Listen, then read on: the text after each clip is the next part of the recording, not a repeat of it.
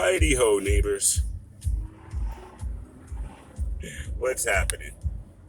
Yo, this beautiful Wednesday morning, my son graduates 8th grade and his future starts. And it's very cool and I'm very excited. And we had a conversation this morning. He had asked me who won the game between the Nets and the Bucks, because of course his bedtime is before the game is over. So when I let him know, what he said was very interesting to me, which leads me to my conversation this morning. He said to me, "Oh, well, that's good because that'll be good for Katie's legacy." And I just kind of looked at him and I said, "That's not an original idea, is it? You heard that, didn't you?" "Yeah, Dad, you know." And I said, "No, I don't know because I am not one for weak ass agendas, ladies and gentlemen." And I saw an agenda about KD yesterday, and listen, I'm not a net fan, but I'm not a net hater either. I love basketball. And when I see nonsense, I kind of got to speak on it. KD is a year removed from, for most, either a career ending or a career altering injury. If anything, there were two unhealthy guys, or kind of unhealthy guys, on that team all year, and KD has always been one of them. So I find it ironic that he is the most healthy one in the playoffs, first and foremost, and that he's the one that everyone was trying to blast and knock down. It's like, I don't get it. I understand he's weird on Twitter, but he is the best player in the league right now. He is the best player in the league right now, even with that injury and everything. I mean, end of the day, y'all have a great, great, great player on that team. All this Nets is washed and KD got to do it, and if KD will do it, stop. Just stop. The man already is a champion. Already. You know what I mean? It's done. His legacy is what it is. And don't you dare try to say he's the only one who's never done it by himself, because LeBron ain't do jack bone by himself at all. And don't nobody, I ain't heard nothing really, excuse me, about, that's how much just choked me up, man. Almost made me call. I ain't heard nothing about this debacle with the Lakers getting knocked out in the freaking first round. But you want to talk about KD and injuries, and he got to beat the Bucks by himself, which he did. But he got to beat the Bucks by himself. But I don't hear a daggone whisper about LeBron James. Nah. Leave KD alone, y'all. It's ridiculous now.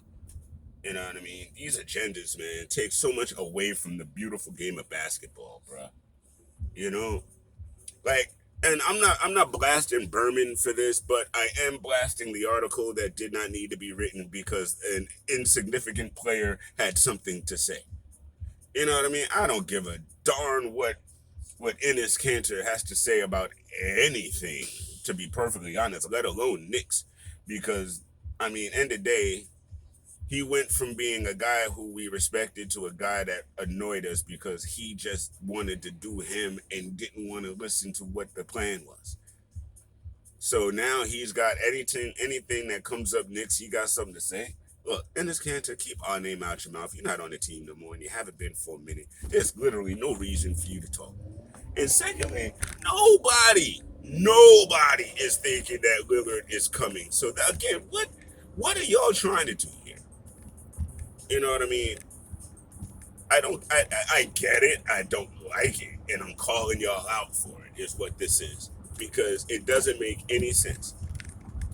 We have one of the best seasons the best season in the last 20 years. Julius Randle is an all NBA player. Most improved, all of that good stuff. We know his accolades. Coach of the year, the whole nine. And we sitting here again slobbering over wet dreams. Pardon my French, but that's literally the best way I can put it. We slobbering over fantasy, and these writers know that, and so they start putting these stupid behind articles out months before free agency even takes place. Why? I don't know. Clicks? I don't know. Because their bosses tell them to. I honestly, I don't know. I don't know at this point. But all I know is, and I've said this a zillion times on Twitter to everybody, I trust the front office. This is not the prior front office. It is not about Dolan or any kind of agenda to knock us or whatever it is that, every time we turn around, noise is made. So I'm moving on from that. I don't know what the Bucks are gonna do though, man. Last night was the game for them to win, and they were winning. They were whooping some tail. And again, you let teams back in. Philly did it the other day, and Bucks did it last night. And if you don't have enough firepower to contend with a half a Harden and a full KD, this series is a wrap.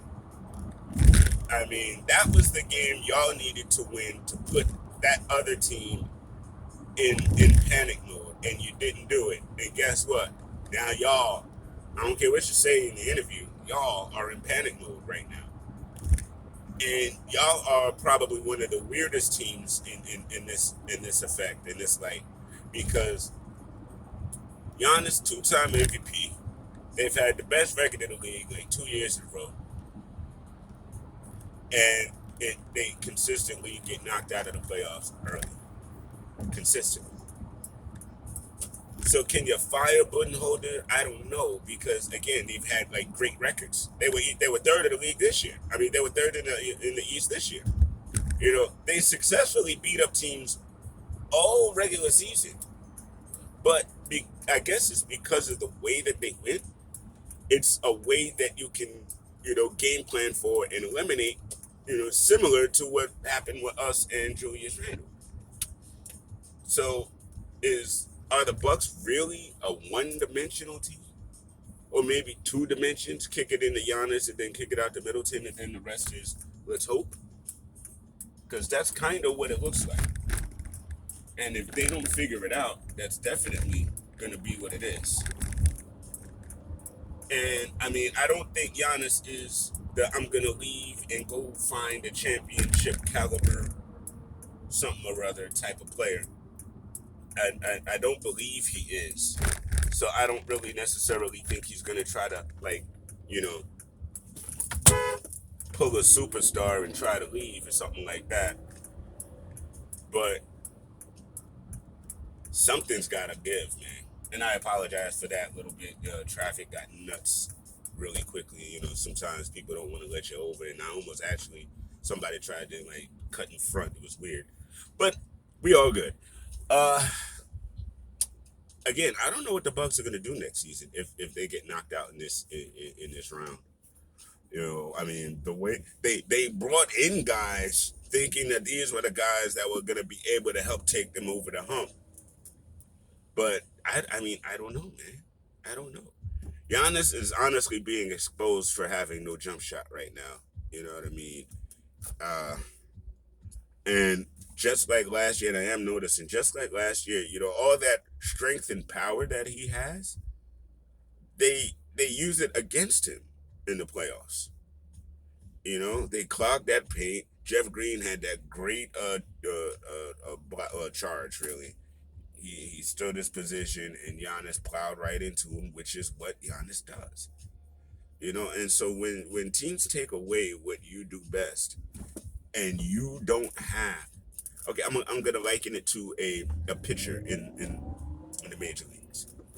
So you can have this killer fastball, killer fastball, but if all you got is a killer fastball, and you don't have a breaking ball, you don't have a breaking pitch, You don't have a slider or a cutter, something that takes the pitcher, the batter's mind off of that pitch. After a while, they're gonna key in on that fastball, and it's gonna go out the park, and it's gonna go out the park consistently. That's what's happening with Giannis and him. And honestly, I think Budenholzer really needs to look at Giannis more so at the 4 or the 5, especially at the 5. And they need a good, solid. I don't know. They all again. It always turns out that they need shooters. And Drew Holiday is not knocking him down. He's Pat Connaughton is okay with it, but he's not knocking him down. It's funny. What's really, really, really funny now that I think about it? I know exactly who they need, and they almost had him, but he didn't want to come. Bogdanovich and what he's doing over there in Atlanta is exactly what the Bucks need here. But he's doing it in Atlanta, and he did not want to come to Milwaukee.